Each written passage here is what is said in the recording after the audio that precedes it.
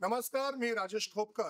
क्रीडांगणच्या या भागामध्ये आपणा सर्वांचं मनपूर्वक स्वागत. आज आहे कबड्डी दिन आणि या कबड्डी दिनाचं औचित्य साधून आज एका पुस्तकाचं प्रकाशन होत आहे. या पुस्तकाचं नाव आहे ते म्हणजे कबड्डीचा किमयागार आणि या पुस्तकाचे लेखक आहेत ज्येष्ठ समीक्षक संपादक विनायक दळवी. यावेळी माझ्या बरोबर आहेत आत्माराम मोरे प्रतिष्ठान या संघटनेचे अध्यक्ष श्री अश्विनी कुमार मोरे साहेब. सर, या आपलं क्रीडांगण मध्ये खूप खूप स्वागत. सर, आज कबड्डी दिनाचं निमित्त साधून आपण एक कबड्डीचा किमयागार या पुस्तकाचं उद्घाटन करीत आहोत. सर्वप्रथम आम्हाला जाणून घ्यायचं ते म्हणजे आमच्या आत्माराम मोरे प्रतिष्ठानात. आत्माराम मोरे प्रतिष्ठान ही संस्था 10 वर्षापूर्वी आम्ही स्थापन केलं. सलग 42 वर्ष त्यांनी सर्व देशी खेळांचं म्हणजे ग्राउंडवर जाऊन जी बातमी तयार केली ती शेवटची किंवा सेकंड लास्ट पिढी म्हणायची त्या पिढीपैकी आणि लोकसत्तेमध्ये शेवटचं पान हे क्रीडा म्हणून जे ओळखलं जावं लागलं त्याबद्दल जी बातम्या द्यायला सुरुवात केली. म्हणजे तेव्हा देशी खेळांना एवढी प्रसिद्धी मिळणं म्हणजे अशक्यप्राय गोष्ट होती. फक्त काही मोजक्या खेळांनाच प्रसिद्धी मिळायची. अशा वेळेला कबड्डी, खो खो, कुस्ती याची रसभरीत वर्णन छापून आणि त्या खेळांना प्रोत्साहन मिळण्यासाठी नेहमीच त्यांनी आपली लेखणी जिंकवली असेल आणि त्यांच्या निधनानंतर त्यांचं हे कार्य अविरत चालू राहावं म्हणून मी या संघटनेची स्थापना केली. त्याच्यामुळे इंटर स्कूल कबड्डी स्पर्धा, इंटर स्कूल बुद्धिबळ स्पर्धा आणि inter hospital MCA affiliated cricket स्पर्धा आणि सुरुवातीला वाटलेलं ही वाटचाल तिथपर्यंत चालेल थोडीशी शंका होती, पण आता लोकांचा हा उत्साह बघून आणि जुन्या जाणत्या खेळाडूंचा सपोर्ट बघून वाटतंय की आपण चांगली सुरू ठेवली. सर, कबड्डीपटू येतात खेळून जातात, खो खो पटू येतात खेळून जातात, मात्र खेळाचं स्पर्धेचं आयोजन करायचं असेल तर खूप गोष्टींची गरज लागते आणि अशा वेळी मनुष्यबळ आणि आर्थिक बळ या दोन बाबी अगदी प्रामुख्याने समोर येतात. कशा प्रकारे तुम्हाला मदत होते? आमची जी कंपनी आहे सेक्युअर वन या कंपनी जेव्हा मी स्थापना केली 25 वर्षापूर्वी आणि या फील्ड मध्ये सगळे आम्ही पूर्ण फॅमिली मिळून हे करतो, बिझनेस सांभाळतो, वाढवतो आहे आणि सगळं म्हणाल तर तोडले की टिकवायची एक कला आहे. कारण ही जी ब्रिगेड आहे त्यांना सांभाळणं म्हणजे फार टॅक्टफुल आहे आणि ती नॅक आम्हाला जमली आहे. ती आताच्या काळात एखादा माणूस इमानदारीने काम करणं त्याच्यासाठी तुम्हालाही काय डोक द्यावे लागतं ते आम्हाला जमलंय असं मी म्हणेन. आणि त्याच्यात जे काही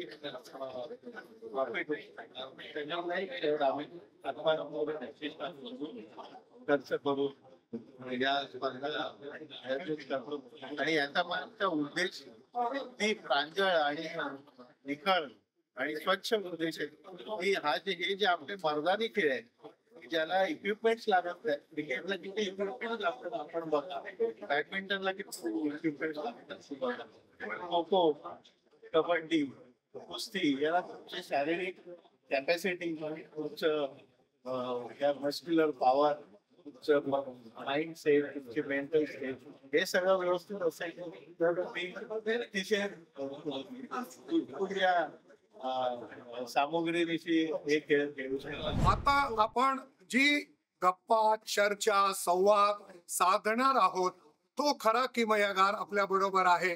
तो किमयागार म्हणजे कबड्डीचा किमयागार या पुस्तकाचं प्रकाशन होत आहे.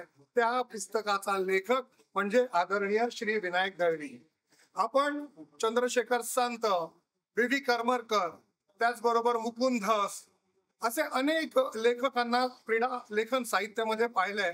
त्यामध्ये आवर्जून आपल्या अनोख्या शैलीने ठसा उमटवणारा एक क्रीडा समीक्षक, एक क्रीडा स्तंभ लेखक आणि संपादक जो आपल्याला पाहायला मिळाला तो म्हणजे आदरणीय श्री विनायकजी. सर, आपलं खूप खूप स्वागत. आपण पहिलं पुस्तक लिहिलं होतं ते 80च्या दशकात आणि आता पार या दशकात म्हणजे 90, 2000, 2010 आणि 2020 20व्या युगात आपण आलो आणि कबड्डीतील किमयागार या पुस्तकाचं आज प्रकाशन होत आहे. सर, काय सांगाल? मुळात पहिलं त्यांनी 38 वर्ष झाली, पण 38 वर्षादरम्यान मी लोकसत्ता, दैनिक भास्करचं, दिव्य मराठी, त्याच्या आधी सकाळ आपले जग फिरलो. 11 वर्ल्ड कप केले, 6 ऑलिम्पिक्स केले, पण तरी पण मला मोटिवेशन अजूनही कबड्डीवर लिहा होतं. जे आतमध्ये जे सगळे आले ना ती दैवत आहे आणि मोठी वाटली. युसेन बोल्ट जेव्हा आम्ही बघितला मोठा वाटला तेवढाच मला आमचे शांताराम जाधव आहे किंवा विजय जाधव आहे किंवा अशोक शिंदे जे खेळाडू अजूनही मोठे वाटले. किंवा त्याच्याही आधीचे जर बघितलं तर मी एक पुस्तक लिहिलंय त्याच्यात तुम्ही बघा राजाराम शिंदे होते, रत्ना मालव होते किंवा शांताराम वाघे होते. ते जुने खेळाडू होते आणि खेळ एवढे खेळाची श्रीमंती त्यांची आहे ना प्रचंड होती. पण त्यांना बघितलं की शारीरिक श्रीमंती एकदम मला वाईट वाटलं तेव्हा की म्हणजे कबड्डी चांगला खेळणाऱ्या माणूस रत्ना मालव त्याला भारताचा रिप्रेझेंट केला, रशियाला ऐकायला गेला कबड्डी बिचारायला शेवटच्या एका फिनिक्स मिल मध्ये फिनिक्स मिल पण शेवटची घटना मजूर होती, मॉल आता झालाय आणि हा पण बिचारा शेवटची होता. आणि असे अनेक खेळाडू यांना बघितल्यावर वाटत नाही की एवढे महान होते पण मैदानामध्ये ते ग्रेट होते.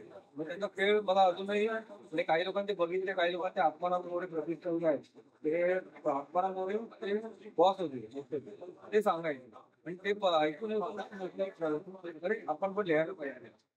अगदी माझ्या मनातला प्रश्न की मी असं म्हणत असतो की हजारो मृगांमध्ये एक कस्तुरी मृग सापडतो, लाखो शिंपले फोडल्यानंतर एक मोती सापडतो की नाही.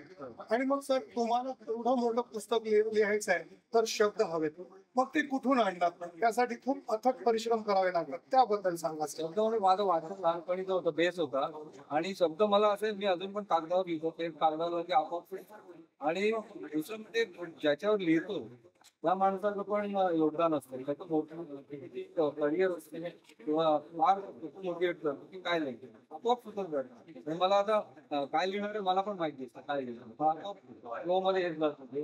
तो खेळाडू की खेळाडूंनी मोठं केवढं केलंय जसं आपण तेंडुलकर म्हटलं की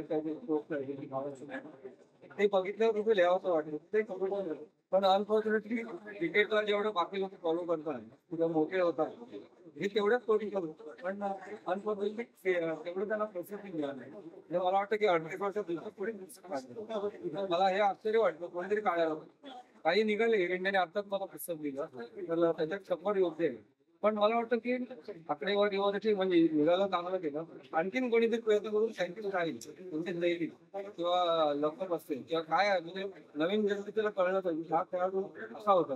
मी एक एक्झाम्पल देतो माझ्या पुस्तकामध्ये बैची म्हणून काय तो एअर इंडियाला होता, मोठा नव्हता, नामांकित स्टेट जिल्हा लेवलपर्यंत खेळ होता पण त्याचं बादशा म्हणून एवढं आपलं म्हणजे तो इथे जर असं ना हे सगळे लोक माहित नव्हतं एका मिनिटात पळवलं असतं असं काय बोलाय ना घाबरून पळून जर आकाश पाटलं पळायचे लोक त्यांनी गायवाला समोर ते सॅम्पल केसी होता चालू होतं असं काय बोलला ना पळाले तुम्हाला अरे गाडी झाली रस्त्यात नका पळू कडेने पळायला म्हणजे असे लोक होते पण तेव्हा काय ना फक्त व्हीवर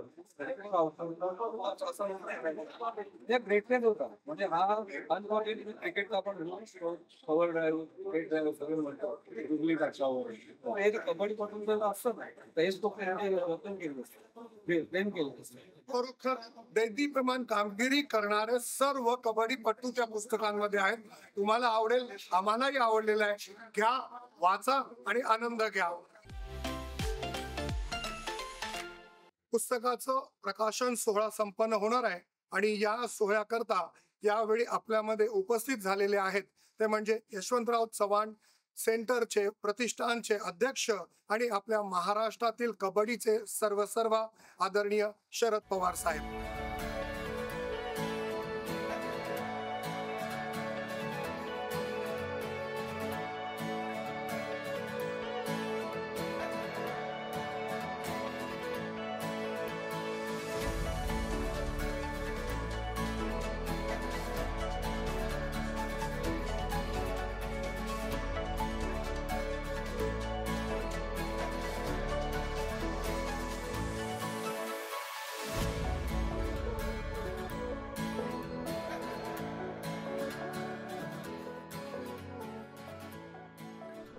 यावेळी आपल्या बरोबर आहेत आदरणीय श्री कुमार केतकर, लोकसत्ता या वृत्तपत्राचे माजी संपादक.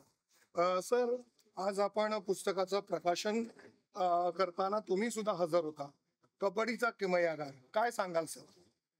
पहिली गोष्ट म्हणजे विनायक दळवी हे माझे क्रीडा सहकारी जवळजवळ 9 वर्ष होते लोकसत्ता, आणि त्यांनी जो कबड्डीचा कायम पाठपुरावा केला, आता जे काही कबड्डीला स्टेटस आहे त्याच्यामध्ये स्थान योगदान त्यांचं खूप मोठं आहे. कदाचित ते काही लोक नोंदवतील, काही नाही, पण विनायक दळवींनी केलं आणि त्यांच्याच म्हणण्याप्रमाणे ते खरं पण आहे. कारण पत्रकार म्हणून मी पाहत होतो की शरद पवारांच्या पाठिंब्याशिवाय, शरद पवारांच्या उत्तेजनाशिवाय कबड्डी ह्या स्टेजला पोचूच शकली नसते.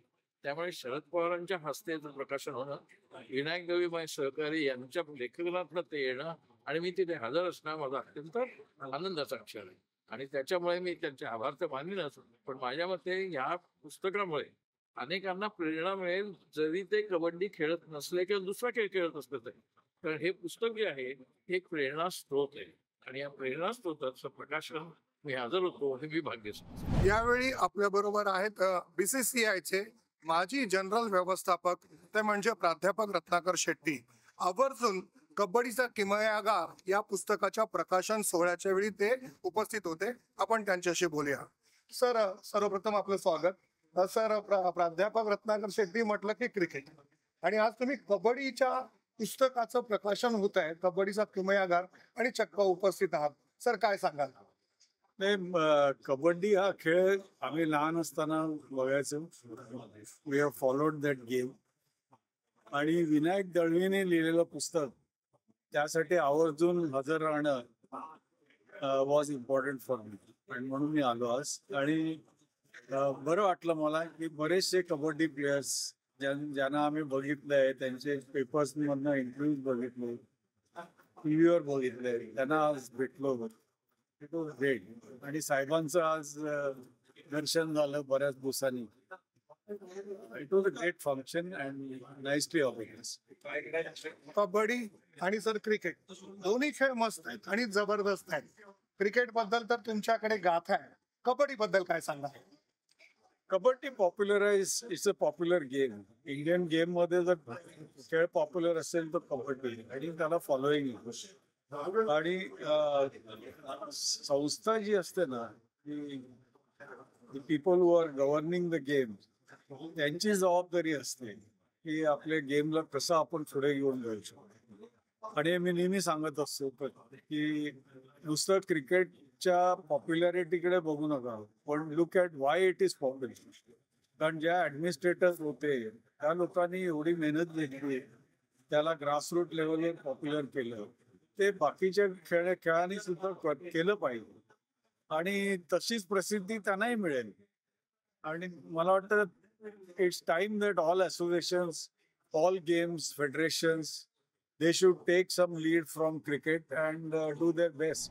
इंटरनॅशनल कबड्डी फेडरेशनचे माजी CEO आदरणीय श्री जया शेट्टी यावेळी आपल्या बरोबर आहेत.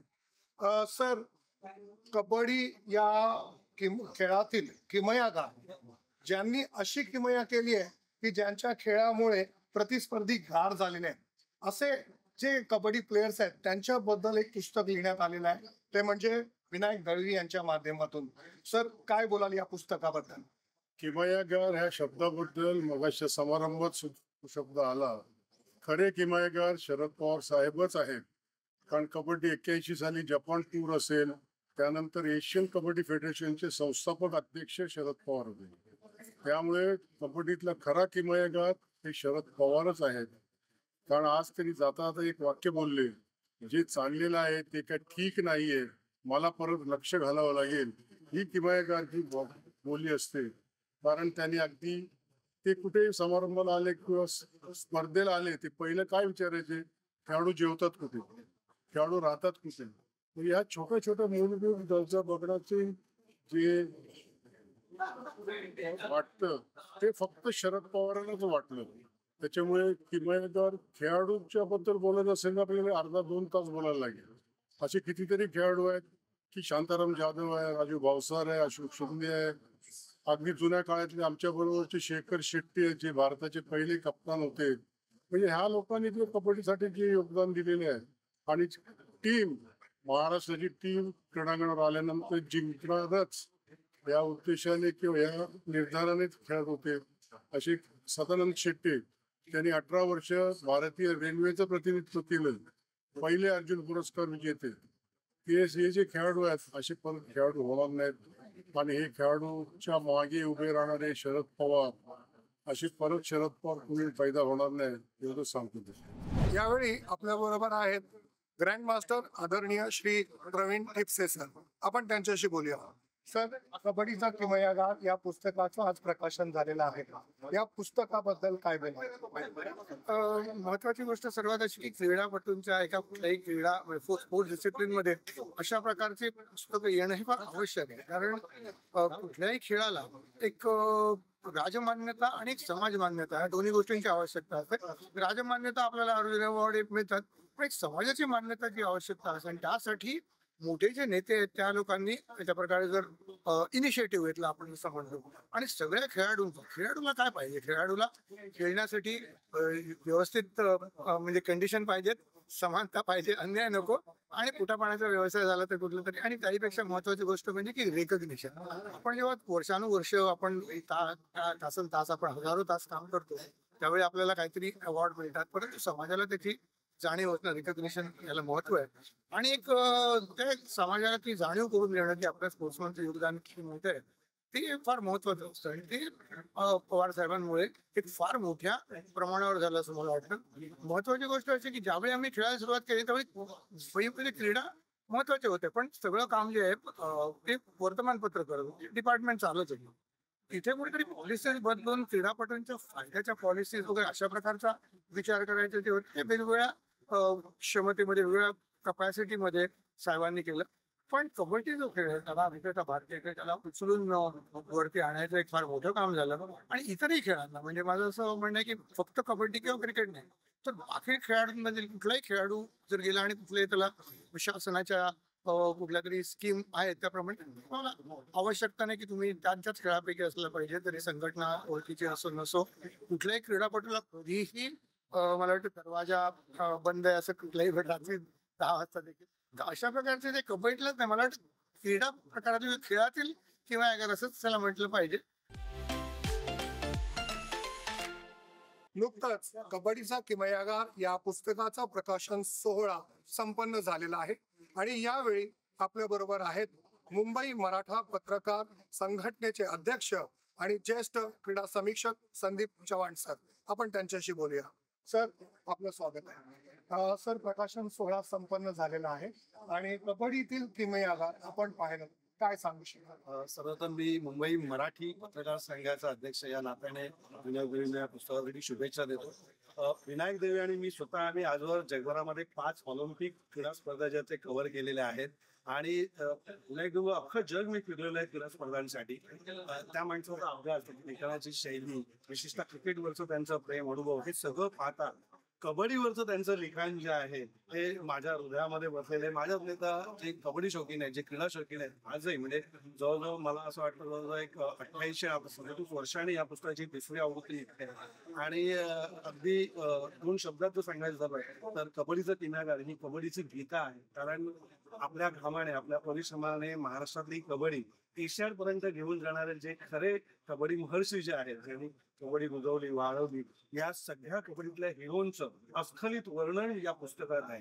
दुर्दैवाने काय होतं, आज आपण प्रो कबड्डी पाहतो, प्रो कबड्डीतला फरार पाहतो, 15-16 कॅमेरे लागलेले असतात. परंतु ही कबड्डीचा जो सुवर्ण काळ होता, त्या सुवर्ण काळामध्ये जे कबड्डीतले हिरो झाले, त्या हिरोंचं कोणतंही ऑडिओ व्हिडिओ डॉक्युमेंटेशन नाही. दुर्दैवाने जे काही पूर्वत लोक होती तेही आता काळाच्या काळात गुप्त झालेले आहेत, काळाच्या ओघात. त्यामुळे या सगळ्या हिरोंची दास्तान सांगणारी, त्या सगळ्या हिरोंची कर्मकहाणी सांगणारी, त्या सगळ्यांचा पराक्रम सांगणारी उगवत्या शैलीतली जी लिखाण शैली जी आहे ती विनायक देवांची आहे. त्यामुळे कबड्डीतला किनारा हे पुस्तक जर तुम्ही वाचलं तर तुमच्या समोर त्या संपूर्ण कबड्डी कोकणचा चलचित्रपट जणू काही आपण ऑडिओ व्हिज्युअल पाहतोय अशा थाटामध्ये त्यांची ती शैली आहे. मला असं वाटतं नव्या पिढीतल्याच नाही तर जुन्या काळातल्या कबड्डीपटूंना सुद्धा त्यांचा जो सुवर्ण काळ याची पुन्हा एकदा रिव्हिजिट ज्याला आपण म्हणतो तसा एक पुन्हा त्याचा अनुभव या पुस्तकात आहे. आणि मला असं वाटतं ज्यांचं कबड्डीवर, ज्यांचं खेळावर प्रेम आहे अशा प्रत्येकाने हे पुस्तक एकदा तरी वाचलं पाहिजे. महिला म्हटलं की लाजाळ, होय, महिला म्हटलं की मग हिम्मतवान, आणि महिला म्हटलं की मग महान.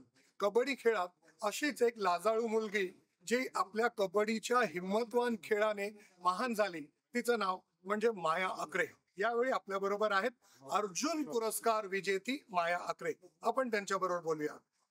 मायाजी, सर्वप्रथम आपलं मनपूर्वक स्वागत.